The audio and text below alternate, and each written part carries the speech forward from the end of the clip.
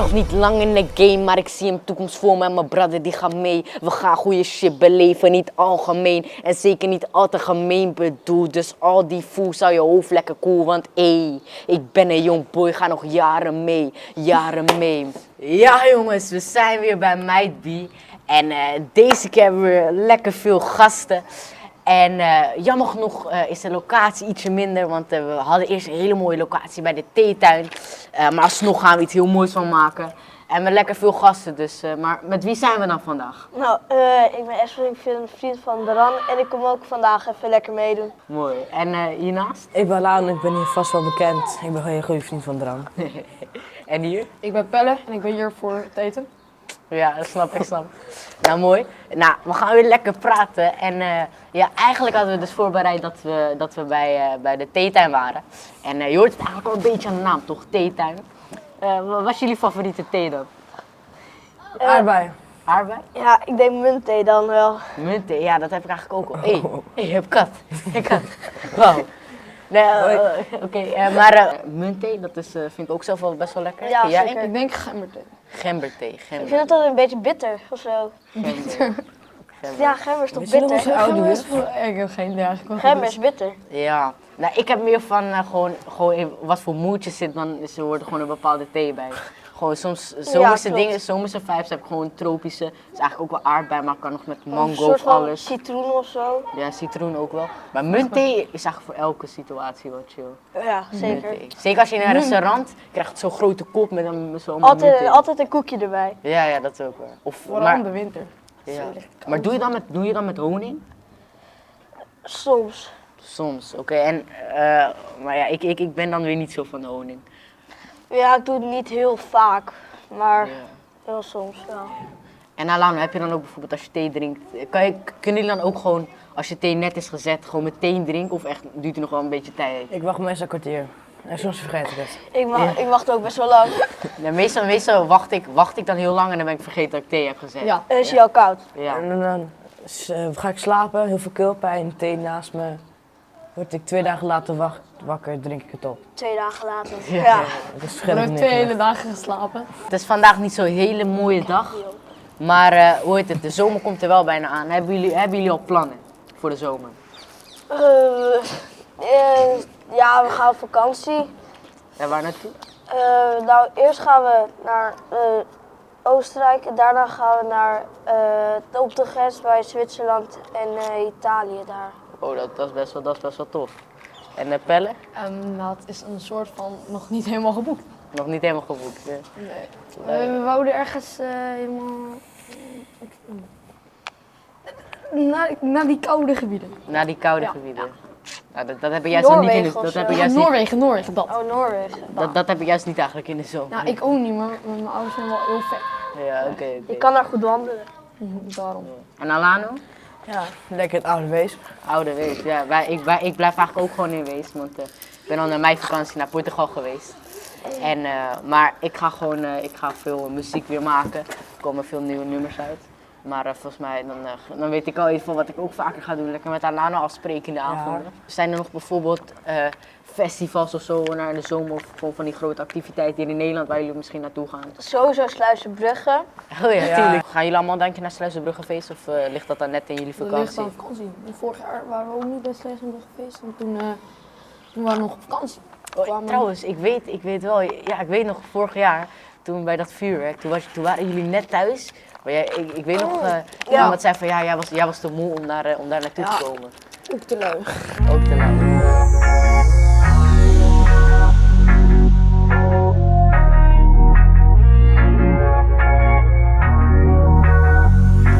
Wat eigenlijk ook nu wel over een paar weken aankomt, is het EK. Alano, wie moeten we in de gaten houden? Nederland, Nederland? sowieso. En Portugal. Ja, Argentinië doet niet mee, hè. Dus Nee. volgens mij maken ze wel een grote kans. Ja, Portugal. En dan welke voetballer dan precies? ja, een Ik bekende. denk niet Ronaldo, toch? Nee. Niet Ronaldo. Ik denk Messi. Messi, oké.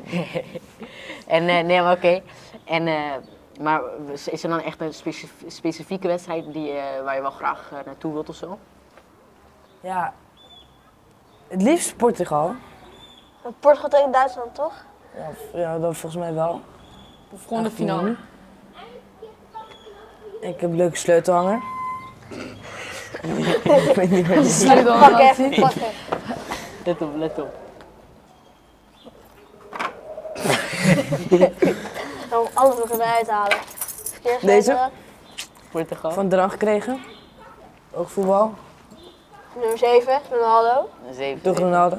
Geen Messi. En ja, oké, maar stel eens, wie denk je dan dat, jij gaat er nu natuurlijk vanuit dat Portugal gewoon in de finale komt. Tegen wie zouden ze denk je uiteindelijk moeten, wie gaat nog meer wel kans maken denk je? Frankrijk, heel grote kans. Frankrijk. Ja, ik denk ook wel Frankrijk dat die gaat winnen, denk ik wel, ja. Voor 4 jaar geleden had ze ongeluk. Penalties. Tegen wie was dat ook weer? Zwitserland. Zwitserland. Zwitserland. Ja, want ze penalties verloren. Dat Sommer echt goated was. Wow. Maar is dat dan, welke spelers maakt hoe heet het, Frankrijk dan heel goed? Ja, Mbappé. Mbappé? Eigenlijk alleen Mbappé. Eigenlijk Ja, hem. er zijn ook wel meer hoor. Ja, die maar wel goed zijn. WK-finale, hat-trick, heel knap. Oké. Dat klopt. En houden jullie dan nog het EK aan de gaten? Wel een beetje hoor. Een beetje. En dan even een hele andere, er komt ook over een tijdje de Olympische Spelen. Wat voor wedstrijden gaan jullie daar, volgen jullie dat denk je? Soms. Niet heel vaak. Mijn vader kijkt het soms. Volgens mij doet toch voetbalmannen niet mee? Alleen vrouwen toch? Ja, Ja. dat vind ik niet zo leuk om naar te kijken Ik eigenlijk. denk niet dat ik dat ga kijken. En, maar waar ik wel heel erg naar uitkijk op het Olympische Spelen, is voor het eerst doet breakdance mee. Vroeger zat ik ook op breakdance toen ik echt heel jong was. En ik werd toen getraind door Jurski. Hij zit nu ook daarbij bij het Olympische team, dus dat is best wel heel tof. En ook nog Menno, hij gaat waarschijnlijk wel kans maken denk ik. Maar waar ik ook wel heel erg naar uitkijk is dan India gaat er waarschijnlijk ook wel heel erg goed doen. Zij is laatst wereldkampioen geworden, dus dat is volgens mij ook best wel tof. En ik denk dat zij ook wel echt kans gaat maken. Uit Den Haag komt zij, zij zit bij H3C van Mr. Sweet. Shout-out naar hem natuurlijk ook. Shout-out naar Jurski, shout-out naar Menno, shout-out naar India. Dus ja.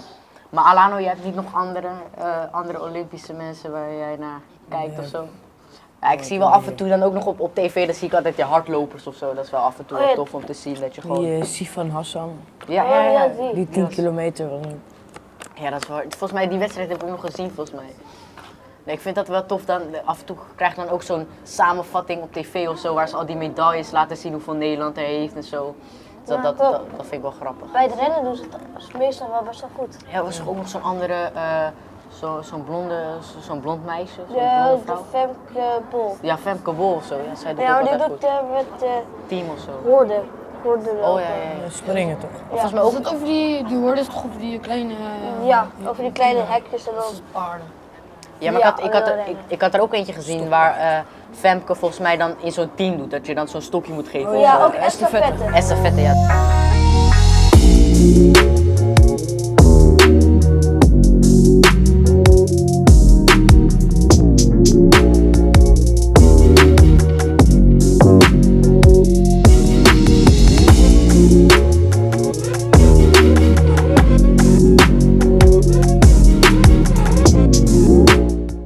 We gaan aan mijn bier ook even een nieuw kopje toevoegen, wat er elke keer weer in komt. En het is echt nieuws wat nu speelt en het heet actueel nieuws. Dus ja, wat er nu eigenlijk allemaal speelt. Bijvoorbeeld, hoe heet het? Ik had laatst gehoord dat Boef de eerste Nederlandse artiest is die 100 platina en gouden plaat heeft. En dat is best wel knap. Wat vinden jullie daarvan? Oh ja, super knap. Ja, Zeker. snap ik. Zeker. En we gaan hier ook natuurlijk wat serieuzere dingen bespreken. Dit is al een tijd best wel lang gaande. Eigenlijk ook echt al best wel lang voor mijn tijd. Wat er speelt. Maar over Palestina en Israël. Natuurlijk de Oh, ja. oorlog. Er zijn natuurlijk heel veel oorlogen. Maar ik wil graag ook nog even hier iets over vertellen. Want ik vind het nooit goed als er iemand doodgaat, als het ook maar één iemand is, om welke reden. En van allebei de kanten. Maar als je nu kijkt, is Israël heeft wel een heel groot leger. Ja. En ten opzichte van Palestina. Dus het is eigenlijk niet juist helemaal geen eerlijk gevecht.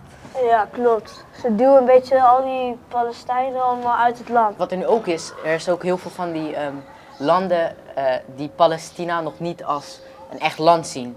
Ja, klopt. Ja, dus die, hebben jullie dat ook gehoord? Ja. Ja, dat Palestina, dat ze dat niet als echt land zien. En dat zijn vooral de Europese landen. Maar veel landen in Afrika en landen in Azië zien Palestina wel als een land. Maar er is wel ongeveer, volgens mij deze week of deze maand, zijn er wel weer in Europa, volgens mij 3 landen die wel weer Palestina als land zien. Maar bijvoorbeeld Nederland ziet Palestina nog steeds niet als land. Dus, Ja, raar. ja, dus dat heel raar. Even wat leuker nieuws is, als jullie misschien wat oude interviews van mij van vroeger hebben bekeken. Ik heb ook een keer een basketballer uit Nederland geïnterviewd. Hij heet Quinten Post. Maar hij speelt nu college basketbal in Amerika. Dat is onder de NBA. Maar hij mag nu misschien bijna bij de NBA. Hij gaat nu voor iets, voor speciaal iets, gaat hij dan trainen. En dan komen allemaal NBA-coaches komen dan daar kijken. En dan kunnen ze misschien hem kiezen. En hij traint nu volgens mij ook samen met de zoon, met de zoon van LeBron James. Oh, jee, Dus dat is wel goed. dat is wel heel tof. En als hij dan uiteindelijk in de NBA komt, dan speelt hij ook gewoon tegen LeBron James. Dus dat zou wel heel tof zijn. Ja, en ik heb hem mogen interviewen en hij was 2,14 meter volgens mij in mijn hoofd. Jee. Dat is wel echt... Dat is ook niet normaal. Nee, en dat was wel heel grappig om... zeker om dat samen met mijn vader te zien hoe groot dat dan is. Ja, maar vinden jullie dat tof? Volgen jullie een beetje NBA of basketbaldingen? Nou, ik heb het wel soms gekeken, alleen het gaat allemaal super snel en zo. Ja. En die puntentelling snap ik niet heel goed. Ja, snap Want ik. toen heb je zo'n 3-pointer, dat is dan 3 punten. Alleen dan heb je nog lay-up en zo, geen idee Nog hoeveel wat dat punten dunk, zijn. dat is maar voor 2 punten. Maar ik volg het ook niet. Ik heb alleen één vriend die het een beetje, 2 vrienden die het een beetje basketbal zitten. Dus die vertellen wel eens wat daarvan. Maar voor de rest weet ik ook zelf niet zoveel van. Nou, Lano, jij hebt altijd die trui van LeBron James aan, weet ik wel. Ja, maar ik weet ook echt helemaal niks van. Ja, snap ik. Nou, ik vind het wel altijd wel interessant, maar ik kan eigenlijk nergens vinden waar ik het gewoon live op tv kan zien of zo. Dus daarom volg ik het niet. Maar als ik denk als het wel wat meer was, dan zou ik misschien wel vaker kijken.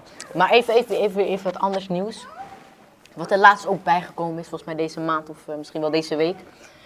Kennen jullie allemaal de kijkwijzer Ja, dat voor klopt. tv en zo? Ja. Nou, wat er nu ook bijgekomen is, misschien hebben jullie dat wel gehoord. In ieder geval, ik wist het ook nog niet eerst. Er is nu ook een gamewijzer. Oh, Dus voor elke game, dus gewoon voor Fortnite, voor al die GTA dingen en zo. Heb je nu ook voor welke leeftijd of het geschikt is. Dus je hebt zo'n hele app gemaakt waar ouders naar kunnen kijken of verzorgers. En dan kan je dan voor je kind of zo. En ik had er ook even naar gekeken. En dan zie je bijvoorbeeld, ik speel zelf een beetje af en toe. Oh ja, zit hier. Ik speel af en toe heel eventjes Brawl Stars gewoon. En toen had ik gezien van ja, dat is vanaf 7 jaar. Dus het is eigenlijk niks meer dan knokken. ja, ik heb brawlen. Ja. Robot. En, maar wat vinden jullie daarvan? Denk je dat het handig is of denk je dat mensen dat gaan gebruiken? Ja, voor kinderen gaan denk ik niet gebruiken, want die willen gewoon elke game hebben en zo. Maar ik denk dat ouders het wel gaan gebruiken, want stel een kind van GTA, maar als je dan iemand neerschiet, dan komt er allemaal bloed en zo. En dan gaan die ouders denk ik dan wel checken van hoeveel jaar dat is. Want GTA stond er ook op en toen had ik ook even gekeken, dat was wel voor 18 jaar. En ik had niet de hele tekst gelezen, maar ik vond het wel grappig, want ik kon je gewoon naar die game... Maar wat vind jij ervan? Ik vind het gewoon vooral irritant waarschijnlijk. Want als ik dan een spel wil downloaden, dan gaan mijn ouders zijn dan te lui om gewoon te gaan zoeken voor welke leeftijd het is meestal. En als ze dan daarop kunnen kijken, dan is het gewoon gelijk nee. Ja. En, dus zou het van jullie, denk je, handig voor jullie zijn of denken jullie van ja, kan wel weg? Kan wel weg. Voor Want mij mag het wel weg. meestal zie je het staan als je de app downloadt dan. Ja, Of er ouderlijk toezicht staat of 7. ja of zo op de verpakking plaatsen. Ja, als je het koopt is dan weer op de verpakking ook al, dat is niet van kijkwijzer of zo, of dat, zoiets. Maar er staat er wel altijd een leeftijd bij. Ja, ze 18 plus of zo. Ja, want hier zat wel ook een echt heel verhaal wat het precies is en zo, zag ik erbij. Dus dat was wel anders dan die normale kijkwijze waar je alleen een paar logotjes erbij hebt. Ja. Dus, nou dat is wel grappig. Nee, ik vond wel, wat ik hoorde dus, want we zaten een beetje te kijken wat is nou nieuws nu. En toen vonden we dat opeens en ik vond het wel grappig om het eigenlijk te zien. Maar het is wel grappig om het ook gewoon zelf eventjes op te zoeken. En dan, nou, ja, dan weet je ook wat je speelt.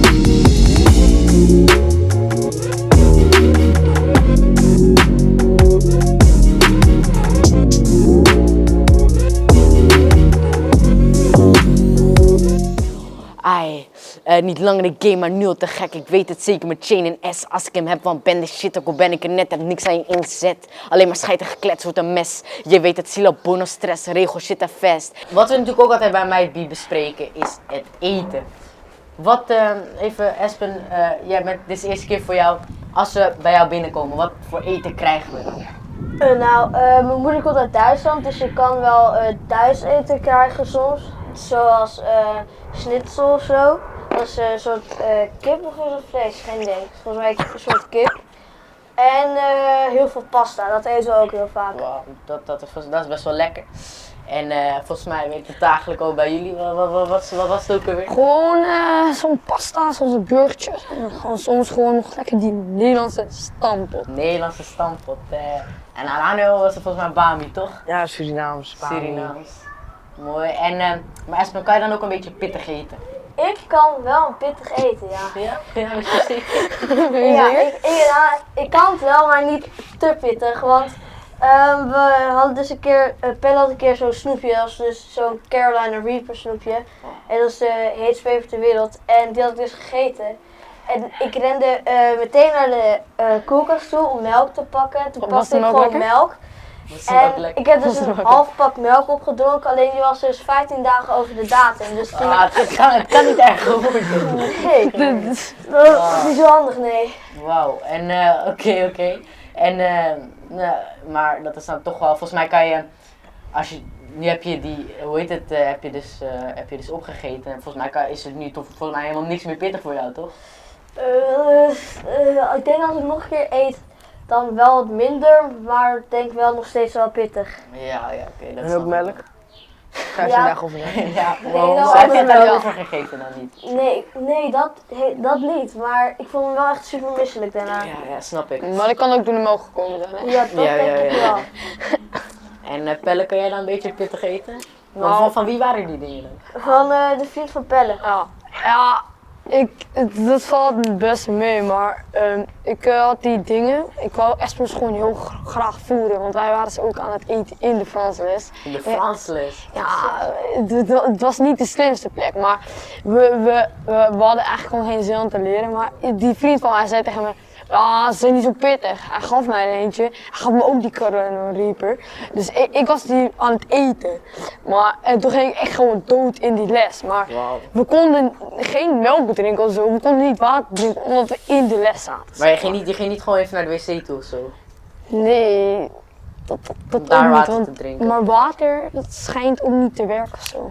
Nee, dan verspreidt die pittigheid door je mond en dan wordt het Ja. allemaal erger. Ja, Klopt. toen zat onze halve klas, had zulke snoepjes aan het eten. Omdat ik gewoon tegen iedereen zei, is het niet zo erg.